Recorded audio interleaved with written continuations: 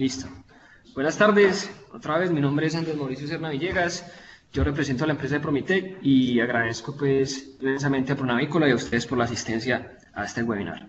Antes de arrancar pues con el tema como tal, quisiera contarles muy cortamente quiénes somos, quién es Promitec. Promitec es una empresa pues orgullosamente colombiana, la empresa es de Santander y contamos con más de 10 años de experiencia en el desarrollo pues, de productos innovadores para el bienestar humano a partir de soluciones naturales. Promitec nace de la unión de la academia y la industria, con la unión de dos grupos muy importantes, uno es Copritec y el otro es Promisión, en donde se unen pues, dos ramas que son el tema de innovación y todo un desarrollo de biotecnología e investigación, pues así como con dos caballitos de batalla que tenemos, que es la producción de maltodextrina y la estandarización y producción de unos aceites esenciales, lograr todo un tema de nutrición estratégica, integridad intestinal, todo esto encaminado pues a fines productivos en el tema de alimentación animal. Ya haciendo esta pues, pequeña introducción en qué es Promitec, ya quisiera arrancar pues con el temario como tal. El día de hoy vamos a hablar de un tema pues que tiene mucha relevancia en el momento, que se está hablando mucho, digamos que es una tendencia mundial el tema de eubiosis e integridad intestinal, y eso es lo que les vengo a compartir. Lo que vamos a ver es un pequeño recorrido pues muy general sobre 4 puntos fundamentales. Primero vamos a arrancar definiendo el concepto de eubiosis e integridad intestinal y cuál es su importancia. En el segundo punto vamos a hablar de cuáles son esos componentes que definen la función del intestino, que definen esa integridad intestinal. En el tercer punto vamos a ver algunos factores que las alteran, algunas fotos de cuando hay y no hay integridad intestinal en avicultura, en aves. Y de cuarto vamos a tener ciertas herramientas, ciertas alternativas para fortalecer, para trabajar este tema de integridad intestinal. Entonces, siendo así, arrancamos con el primer punto, que es el concepto de eubiosis e integridad intestinal. Integridad intestinal, pues es un concepto que se viene trabajando desde hace muchos años. Desde antes de Cristo, este señor Hipócrates hablaba de que la muerte estaba en las entrañas, ¿sí? Que la mal digestión, que una digestión pues no eficiente de los nutrientes era el origen de todo mal.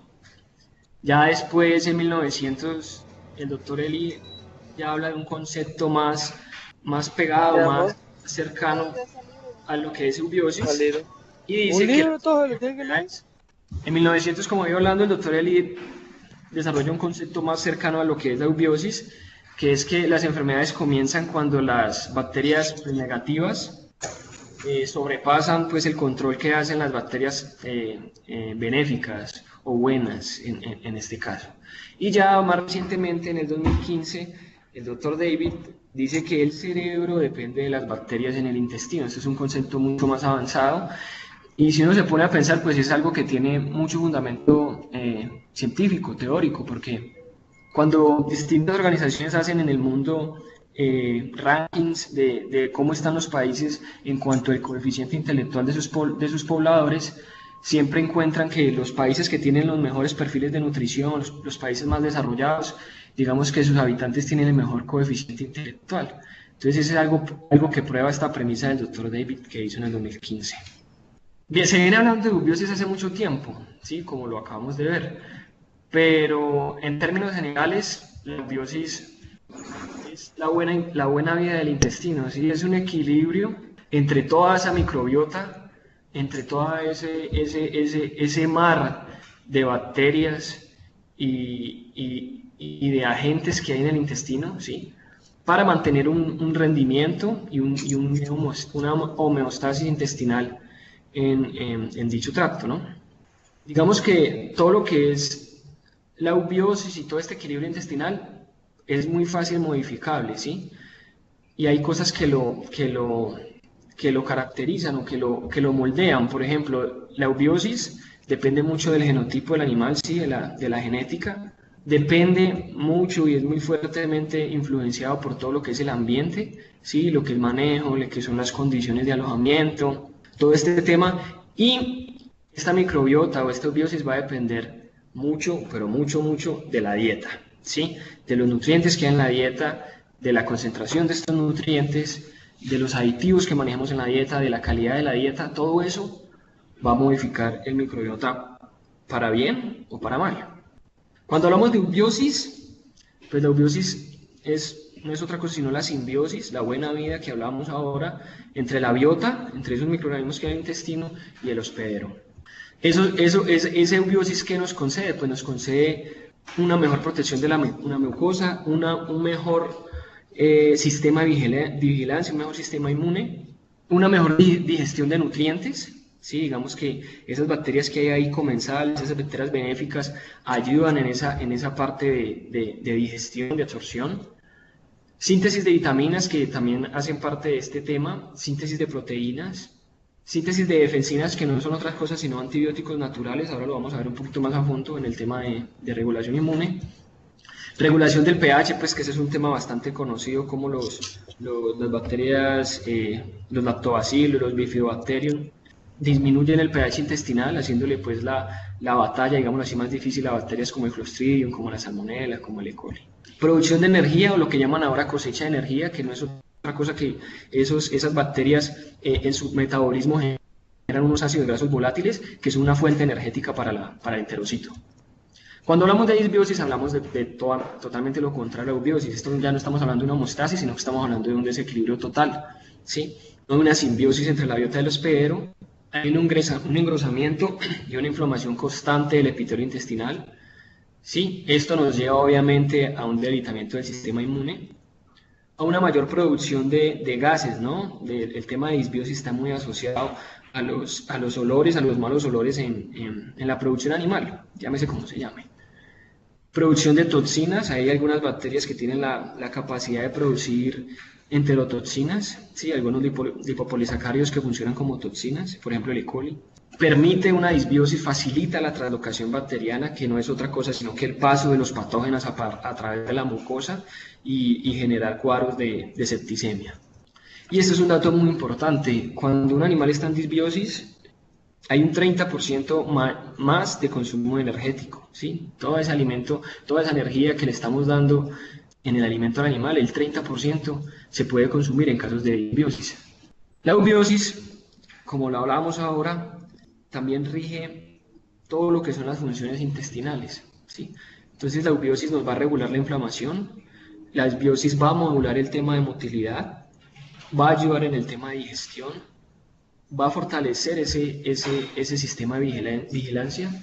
Ya hablamos de la cosecha de energía de los ácidos grasos volátiles, vuelve el intestino menos permeable a patógenos, ¿no? El intestino es un filtro, pero es un filtro selectivo, mejora la secreción de enzimas, mejora lo que es la producción de moco, del glucocáliz, y ayuda en ese efecto barrera que es el intestino. Pero muchas veces uno se pregunta, venga, a veces me hablan de salud, otras veces me hablan de integridad intestinal. Digamos que son conceptos muy cercanos, pero tienen ciertas diferencias, ¿sí? Cuando uno habla de salud intestinal, habla principalmente de que hay una ausencia de enfermedades intestinales, habla mucho del equilibrio de la microbiota, de la madurez de ese sistema de vigilancia y de la eficiencia de los procesos. Cuando uno habla ya de integridad intestinal, es un término más general. ¿Por qué más general? Porque no solo abarca toda la arquitectura del intestino, que es el desarrollo micro y macro, sino que aparte de ese desarrollo en arquitectura, también engloba todo lo que son las funciones del intestino, ¿sí? Las funciones de secreción, las funciones de barrera, digestión, las funciones inmunológicas o de defensa. Entonces es un concepto más amplio, más general, ¿sí? Engloba más cosas. La integridad intestinal se puede definir como un balance perfecto entre la estructura, entre la arquitectura del intestino y la microbiota ideal que se mueve en ese intestino. Entonces, cuando hablamos de integridad intestinal, hay dos términos muy grandes: la morfología del intestino, ¿sí? Las vellosidades, los enterocitos, en fin, y la colonización, que cuando hablamos de colonización hablamos del microbioma, del microbiota intestinal. Ya en el segundo punto del temario de hoy vamos a hablar principalmente de qué compone la integridad intestinal, qué compone ese órgano llamado intestino, y cuáles son las funciones que rigen esa integridad intestinal. Entonces, partimos desde la unidad pues, anatómica, digámoslo así, más macro, que son las vellosidades, ¿sí? Las vellosidades no es otra cosa sino que la forma en cómo se ha organizado el intestino para que haya una mayor superficie de contacto, para que haya una mayor superficie de absorción y de digestión del bolo alimenticio y de los nutrientes. Y digamos que, como no ven aquí en la imagen, viene desarrollado de ciertas formas para alcanzar una superficie de contacto de hasta 30 veces. Entonces arrancamos con un intestino extendido, que es la área a la 1. Ya después vienen las formas circulares que incrementan esa área en 3 veces. Ya después vienen las formas de las vellosidades y las microvellosidades que aumentan el área en 20 veces. Y sumando esto nos da que toda esta conformación arquitectónica del intestino nos aumenta la área de absorción y digestión en 30 veces, ¿no? Ya pasando un poquito más a lo micro, a lo celular, pues en la conformación del intestino tenemos varias células, ¿sí? Digamos que la célula primordial o más característica del intestino y que está en un 80% poblando ese epitelio son los enterocitos, que son las células que se encargan de la absorción y de la digestión. Ya después, en segundo punto, tenemos las células de Glovet, que son las que producen el moco, las que producen la mucina, ¿sí? Las que van a conformar esa capa de moco que va a cubrir el epitelio del ataque constante pues, de los agentes externos. Otras células muy importantes son las enteroendocrinas. ¿Qué hacen las células enteroendocrinas? Pues ellas regulan, como su nombre lo dice, todo el tema de hormonal y todo el tema de nervioso, ¿sí? Entonces, ellas rigen todo lo que son los ciclos en el intestino, todo lo que es la motilidad, todo lo que es el peristaltismo, son las células que le dan el ritmo al intestino, en otras palabras. Las células de Paneth son las células que producen antimicrobianos, ¿sí? Péptidos antimicrobianos. Bueno, señor, listo, muchas gracias. Voy a hacer un paso rápido hasta donde iba para no repetir todo lo que les dije. Esto ya lo vimos.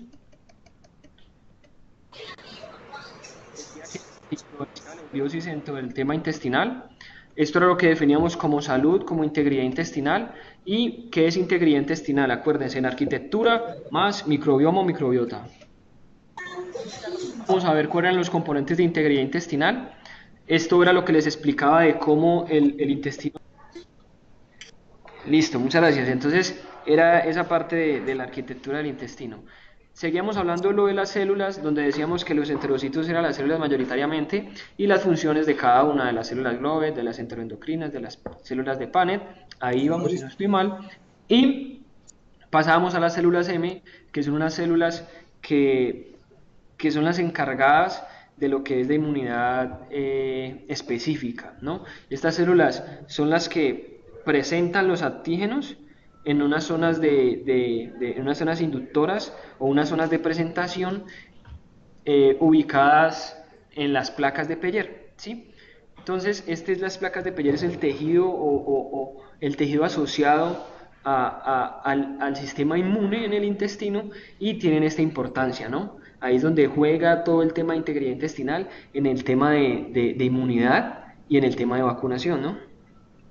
Entonces, como les venía hablando, hay 4 funciones principales que definen la integridad intestinal, ¿sí? Son la motilidad, la secreción y la digestión, la función de barrera y la regulación inmune. Vamos a ver un poquito más a fondo cada una de ellas. La motilidad, pues, no es otra cosa que la función que cumple la musculatura longitudinal y la musculatura circular del intestino, y lo que hace es que mediante regulación de neurotransmisores y hormonas, acuérdense de las células enteroendocrinas, definen la tasa de pasaje del alimento, ¿sí? Entonces lo que hacen es que mediante movimientos de contracción y mediante movimientos longitudinales, lo que hacen es exponer el bolo alimenticio a todas las enzimas, exponer todas las enzimas y el bolo alimenticio a los enterocitos para que haya la absorción, ¿sí? Un ejemplo muy claro de una mala motilidad es cuando en los galpones vemos este tipo de imágenes, ¿no? Esto es el pasaje o el tránsito rápido, ¿sí?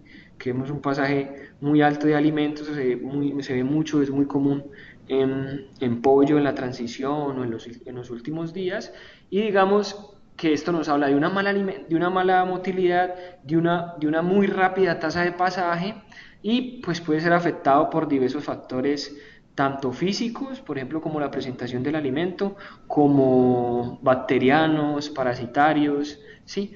Entonces, esto es un ejemplo de mala motilidad. La segunda funcionalidad del intestino es en el tema de secreción y digestión.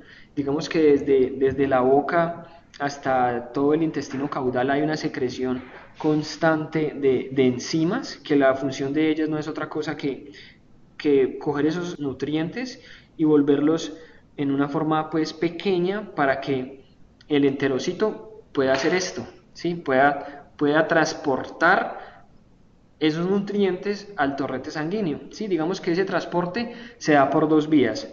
Por la vía paracelular, que se da a través de las uniones apretadas, ahorita vamos a hablar mejor de ellas, que no son otra cosa sino que unas proteínas que llegan y unen o juntan los enterocitos, cierran ese espacio entre los enterocitos, pero por ahí hay un transporte de nutrientes, principalmente de sales y algunos lípidos.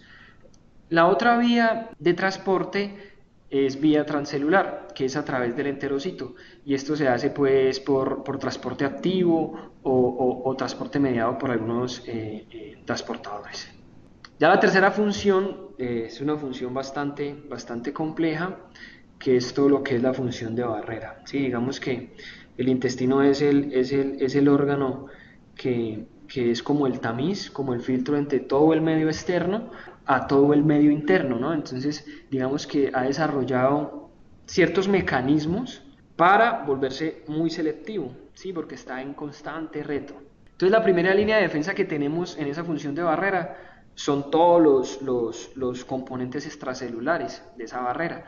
Entre componentes extracelulares que tenemos, pues el pH, las secreciones gástricas, las secreciones pancreáticas, las enzimas, que lo que cumplen o la función que cumplen es destruir la pared celular bacteriana. La otra función de barrera, el otro componente es la capa de moco, el moco que produce las células Glovet, y lo que hacen es prevenir la adhesión de esas bacterias al enterocito, ¿no? Al epitelio. Lo otro son los productos antimicrobianos que los producen las células PANET, que son, hagan de cuenta, una granada, porque son productos antimicrobianos inespecíficos, digámoslo así, y van a atacar distintos agentes, desde bacterias hasta virus. El peristaltismo es otra función de barrera, cumple esa función también porque lo que hace es sencillamente disminuir el tiempo de permanencia de los patógenos y de las toxinas en la luz intestinal. Entonces disminuye ese tiempo de contacto entre las bacterias y el enterocito. Y el glucocáliz es la capa más densa de moco que está pues íntimamente relacionada o pegada al epitelio, y lo que busca es no dejar que las bacterias hagan translocación. En la otra línea de defensa que hablamos es la línea de defensa donde están los componentes celulares, ¿sí? De nuestros componentes celulares hablamos principalmente de la microbiota comensal, ¿sí? Aquí es cuando se habla de la famosa exclusión competitiva, que la exclusión competitiva no es otra cosa que, hagan de cuenta ustedes, un auditorio, ¿sí? En donde cada asiento es un enterocito, ¿sí? Es una célula cada asiento. Y la exclusión competitiva no es otra cosa que yo llenar cada uno de esos asientos de ese auditorio, llenar cada uno de esos enterocitos con una célula benéfica, con un lactobacillus, con un bifidobacterium o con una célula comensal, ¿sí? Si yo tengo todo el auditorio lleno de esas bacterias benéficas, o en su gran mayoría, digamos que esa es la exclusión competitiva, porque ocupo el espacio con las bacterias que yo quiero tener, y además esas bacterias van a empezar a pelear por ellas mismas, por el sustrato, por el espacio, y logran o limitan la colonización patógena. Hay otro componente muy importante en el intestino como barrera, que lo hablamos ahora, que son las uniones apretadas o las uniones estrechas. Las uniones apretadas son un conjunto de proteínas, claudinas o glutinas o nacludens, que lo que hacen es unir los espacios que hay entre los enterocitos. Entonces lo que hacen es sellar totalmente el intestino y limitar el movimiento de patógenos o microorganismos por medio del epitelio, del enterocito.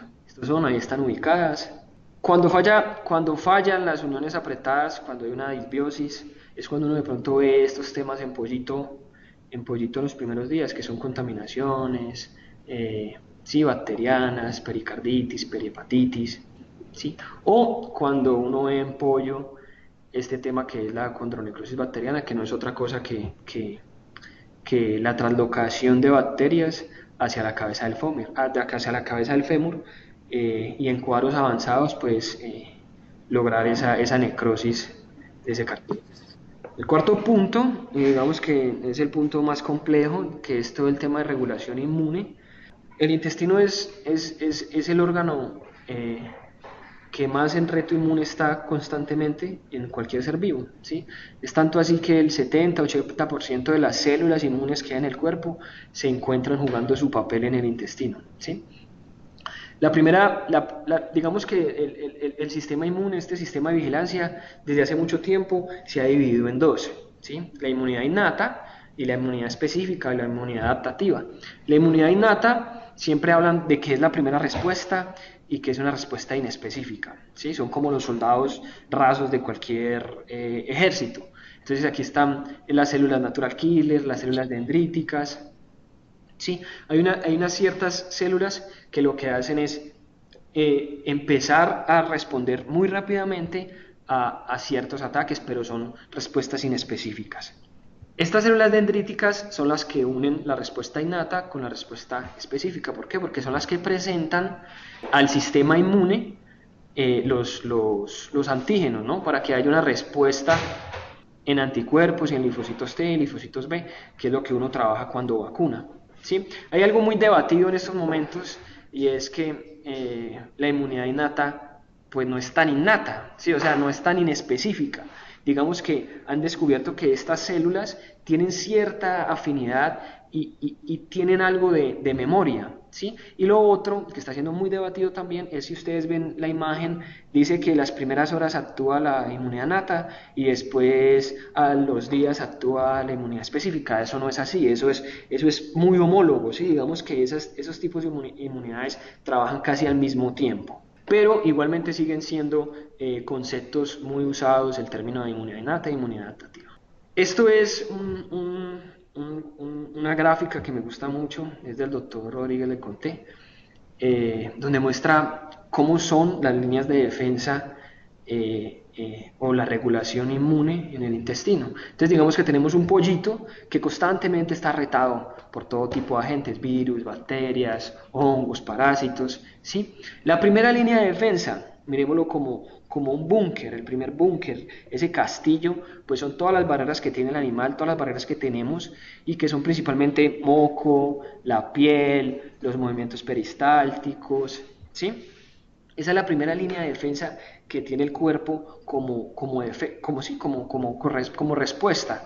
La segunda línea de defensa, veámoslo como esos soldados rasos, ¿no? Que tiene todo ejército, y es la inmunidad innata que veíamos ahora, en donde están ciertas células que lo que hacen es defender al cuerpo, pero que no son muy específicas. Dentro de esta inmunidad nata está todo el tema de inflamación, ¿no? La inflamación hace parte de una respuesta inmunitaria de tipo innato. Ya la inmunidad adaptativa, que es lo que venimos a trabajar con todo el tema de vacunación, son como los francotiradores, ¿sí? Son esas células especializadas, esos anticuerpos que van a atacar específicamente ciertas bacterias, ciertos virus que han detectado porque tienen unas estructuras llamadas antígenos y que ese es el desarrollo de la memoria, ¿no? El desarrollo, el procesamiento de estos antígenos. Ese es el campo de la regulación inmune, un tema muy importante en el tema de integridad intestinal. Vamos a pasar al tercer punto y vamos a ver pues brevemente cuáles son algunos factores y los que comúnmente nosotros como Promitec vemos en el cuadro o en el campo avícola colombiano. Sí, aquí voy a mostrar algunas fotos de algunos clientes, de algunos avicultores, fotos que le envían algunos colegas a uno, para ver cómo es este tema y cómo se ve. Sí, dentro de los factores que alteran la integridad intestinal, digamos que en forma macro está la calidad microbiológica y físico-química del agua, la calidad de materias primas, ¿sí? todo lo que es la disbiosis, la disbacteriosis, la parasitosis, la coccidiosis va a afectar la integridad intestinal, las toxinas, las micotoxinas, es un tema bastante preocupante.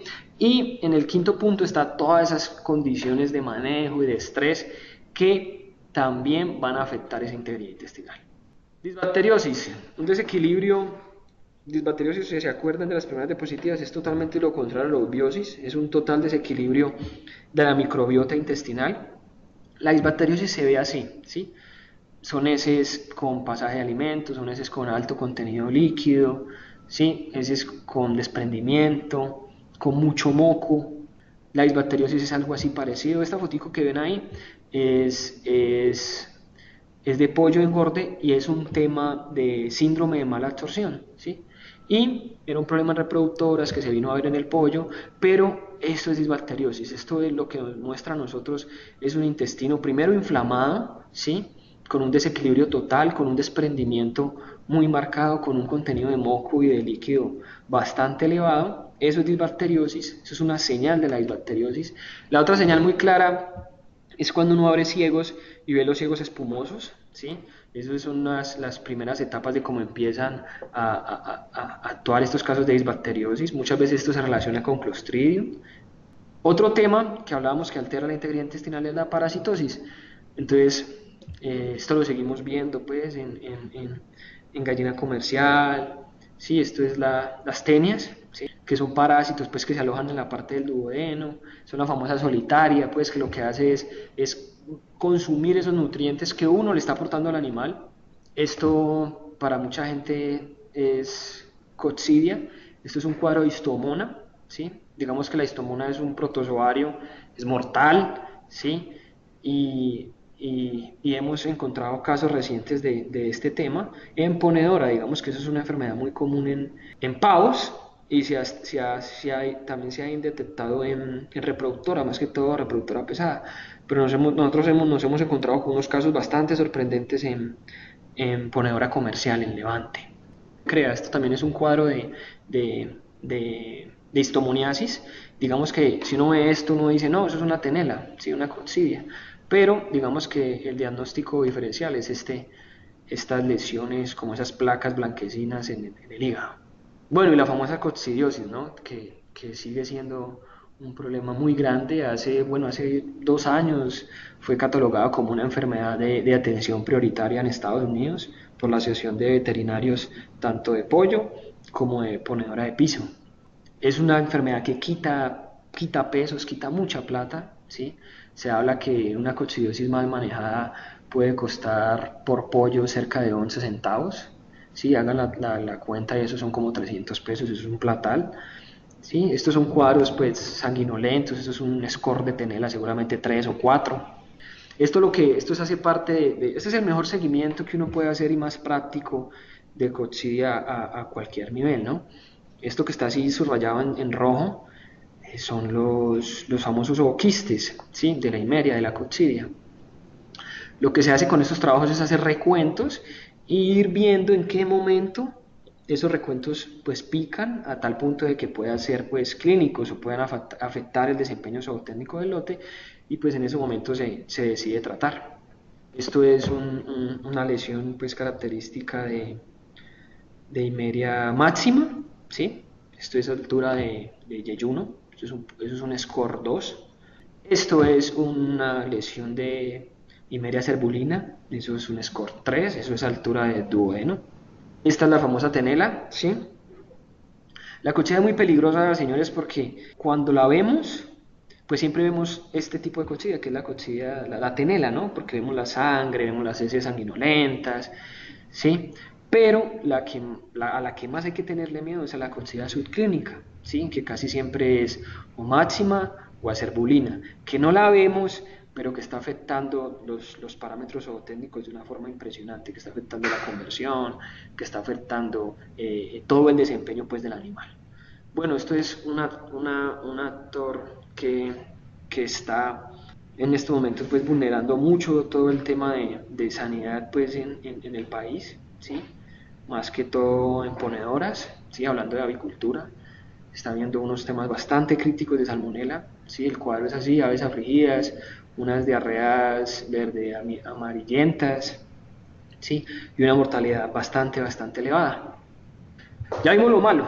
Vamos a ver de pronto qué nos indica a nosotros en la hora en el campo, en la hora de hacer necropsias, qué nos puede decir, venga, hasta ahora voy tranquilo, voy por buen camino, mi integridad intestinal está aceptablemente bien.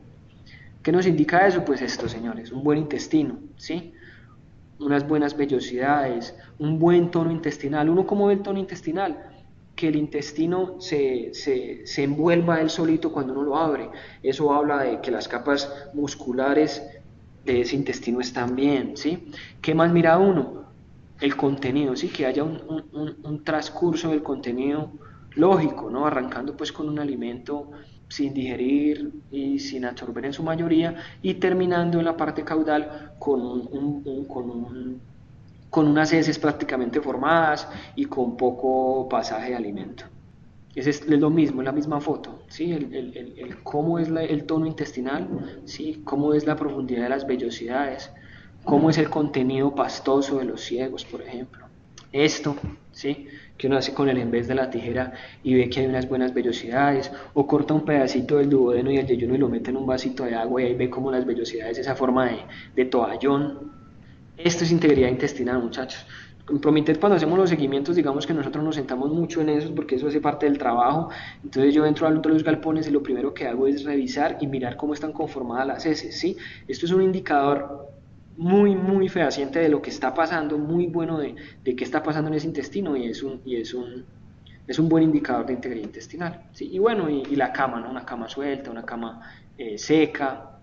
El otro tema de integridad intestinal es una buena pigmentación que nos marque esos deltas que queremos llegar a sacrificio con el Minolta, que el pollo pinte bien, en otras palabras. ¿Por qué? Porque digamos que el pigmento, los pigmentos se comportan como antioxidantes, y cuando hay un desequilibrio en el intestino de un pollo pigmentado, hay estrés oxidativo. Ese estrés oxidativo va a consumir ese pigmento como antioxidante y el pollo es pálido, ¿sí? Prácticamente como el pollo que está a su mano derecha.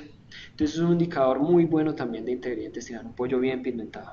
Ya para terminar, en el último punto, vamos a hablar de las herramientas o de las alternativas que tenemos para manejar la integridad intestinal. Entonces, hay diferentes alternativas, yo le voy a hablar de algunas, voy a ser muy general en ellas, no voy a profundizar mucho, voy a profundizar un poquito más en el tema de aceites esenciales porque es lo que manejamos en Promitec. Bueno, yo creo que los más conocidos en el tema de integridad intestinal son los probióticos y los prebióticos, ¿sí?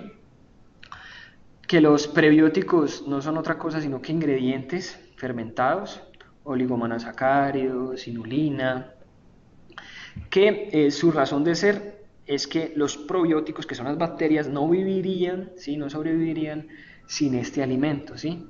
Los prebióticos, que son esos nutrientes que necesitan esos microorganismos que estamos inoculando o que hay en el animal, porque los probióticos están en el animal de su forma natural, tienen que ser solamente asimilables por las bacterias benéficas, ¿sí? No pueden ser asimilables ni por el huésped ni por las bacterias pues, patógenas, porque sería algo contrario, ¿no?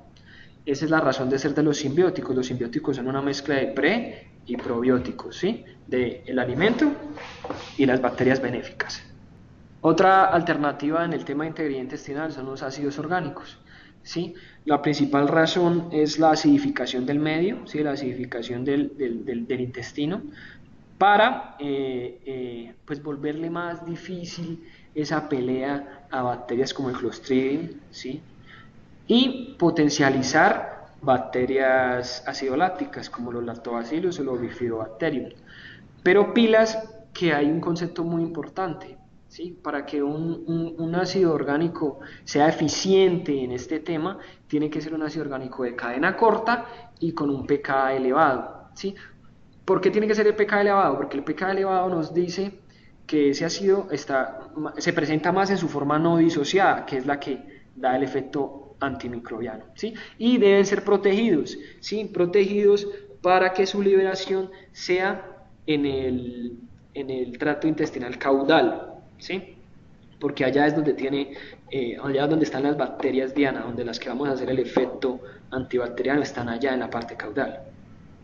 El otro tema y la otra alternativa que hay para el tema de integridad intestinal son los fitobióticos, ¿sí? Yo aquí quiero aclarar que en el tema de fitobióticos se manejan pues principalmente tres tipos, partiendo desde el más general, que son las harinas, ¿sí? Que no es otra cosa sino que secar todo ese material vegetal. Ya después hay una cosa que ya es, digamos, que más concentrada, que se llaman extractos, ¿sí? Pero lo que es en su nivel de pureza mayor en lo que buscamos concentrar al máximo los principios activos son los aceites esenciales, ¿sí? Los aceites esenciales pues son metabolitos secundarios que la misma planta sintetiza para defenderse de factores ambientales y ecológicos, ¿sí? Para defenderse de plagas, de hongos, de temperaturas muy adversas, ¿sí?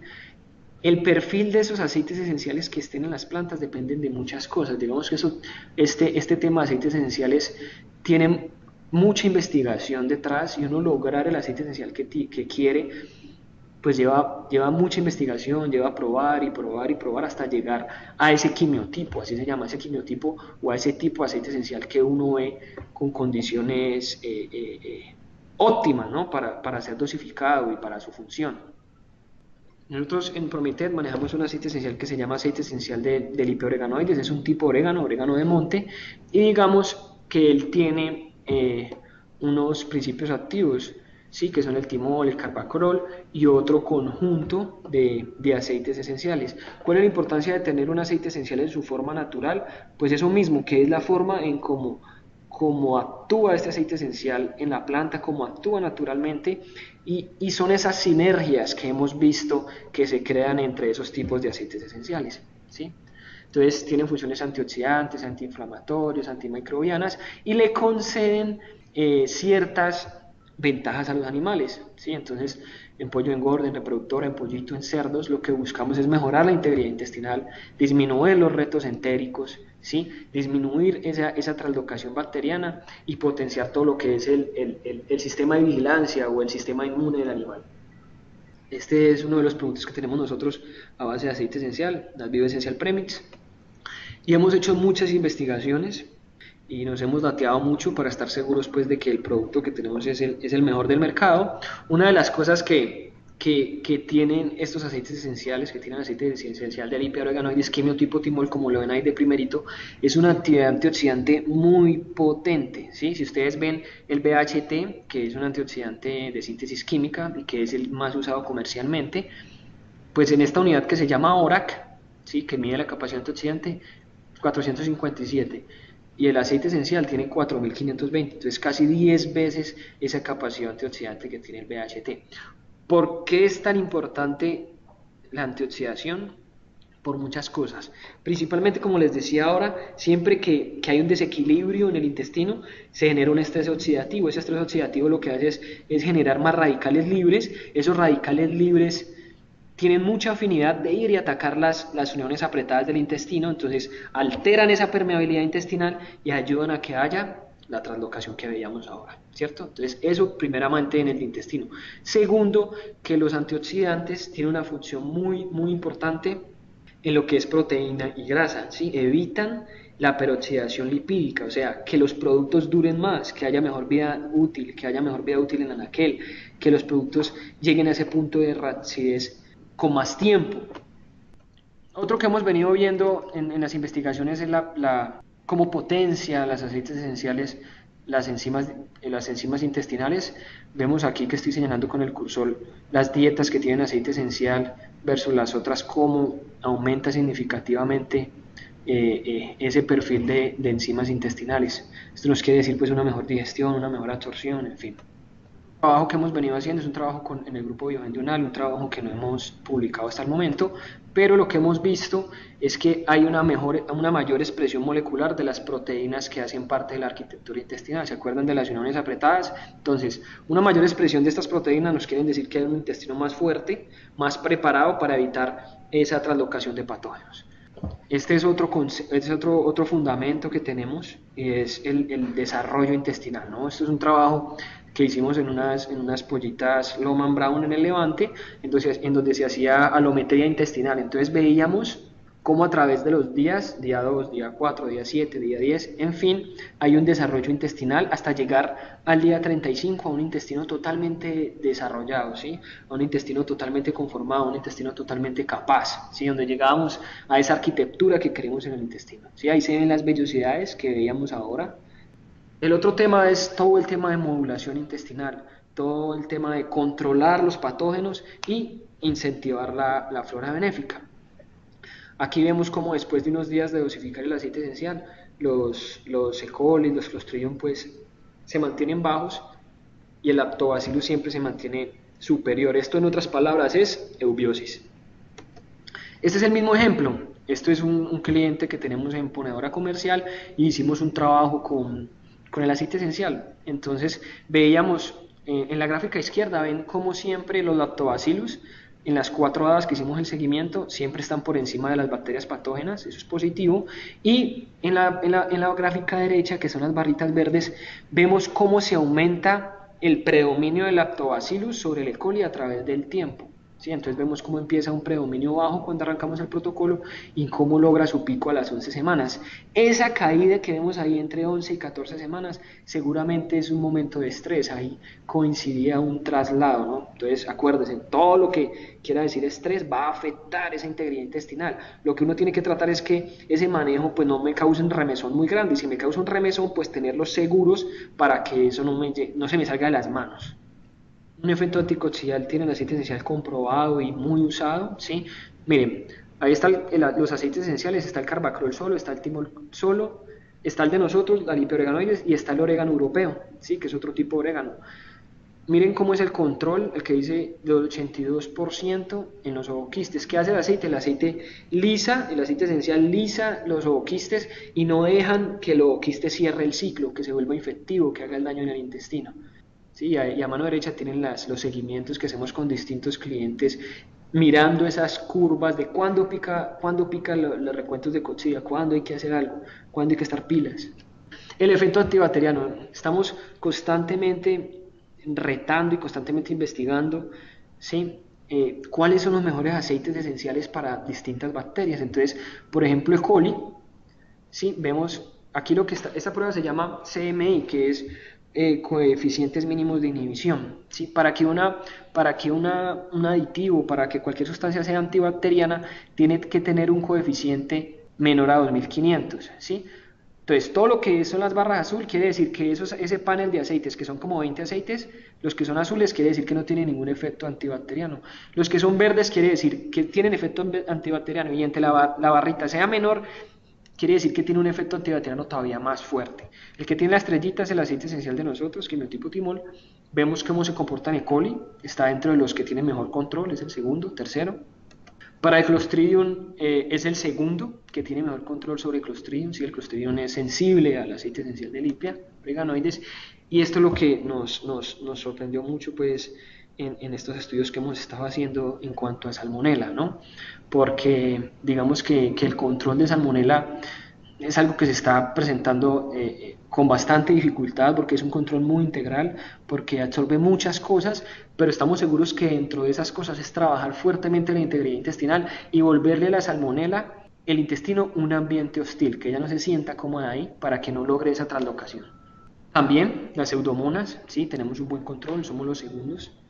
Esto es lo último que hemos estado haciendo desde Promitec, sí, yo les quiero contar. Esto fue un trabajo que hicimos si ustedes ven esa barra con el microbioma, si ustedes ven esas barras, van a decir, ¿qué es eso? ¿Sí? Cada barrita o cada color, mejor dicho, representa una comunidad bacteriana. Eso es el microbioma. El microbioma es coger unas muestras de los pollos, de las heces, y por medio de biología molecular, por medio de PCR, identificar qué poblaciones bacterianas, qué familias, qué géneros están poblando ese intestino, ¿sí? Entonces, si ustedes ven, claramente hay tres escenarios ahí. El primer escenario, que predominan unas barras verdes; el escenario de la mitad, que predominan unas barras azules; y el escenario de mano derecha, que predominan unas barras cafés. Ya les voy a explicar qué es cada cosa. Esos son pollos, ¿sí? Este primer trabajo se hizo en unos pollos con Essential Premix y la primera bacteria que vemos que se incentiva con este aceite esencial son probióticos, ¿no? Lo otro que vemos muy marcado son los alistipes cuando usamos el aceite esencial y que son indicadores de buena salud de ese tracto gastrointestinal, ¿sí? Estas son otras bacterias eh, que producen ácidos grasos volátiles, lo que hablamos que es energía para el enterocito. Cuando probamos otro producto que es el promotor natural de crecimiento que tenemos nosotros, sí que es un producto más fuerte, desarrollado para que reemplace los promotores antibióticos, vimos algo muy bueno y es que potencializaba de una forma impresionante todo lo que son los lactobacilos, ¿sí? Entonces potencializaba esa flora benéfica, ¿sí? Entonces ahí es que uno logra la exclusión competitiva, ¿sí? En ese segundo escenario, en el primer y el segundo escenario. En el tercer escenario, ya lo que veíamos era, estas son unas muestras que tomamos de un cliente que tenía pues una torta de soya contaminada, ¿sí? Con unos, eso se llamaban sustancias volátiles, y lo que veíamos era que predominan esas bacterias moradas que están arriba y esas bacterias cafés. ¿Y que nos hablan? Las moradas nos hablan de que son bacterias que están presentes en ambientes contaminados con hidrocarburos, ¿sí? Que era más o menos lo que encontramos en la torta de soya. Y las cafés son bacterias que están relacionadas con infecciones respiratorias, ¿no? Entonces, el microbioma es algo que está muy en tendencia ahora, que se está usando mucho, estamos haciendo muchos trabajos con varios clientes en este tema, y lo que vemos, primero, es que hay un efecto probiótico muy fuerte del aceite esencial, y segundo, que vemos cómo el microbioma es bastante moldeable, ¿sí? Con ciertas condiciones en alimento, con ciertas condiciones ambientales y de manejo, el microbioma se puede modular, se puede moldear, ¿sí? Entonces ahí es cuando están hablando ahora de ingeniería del microbioma y es como uno diseñar ese microbioma o modular ese microbioma para un efecto benéfico. Listo. Eso era todo de parte de Promitet. Muchas gracias. Le quiero agradecer mucho al doctor Alex por la invitación y pues se abre el espacio de preguntas. Sí, así que soy todo oídos.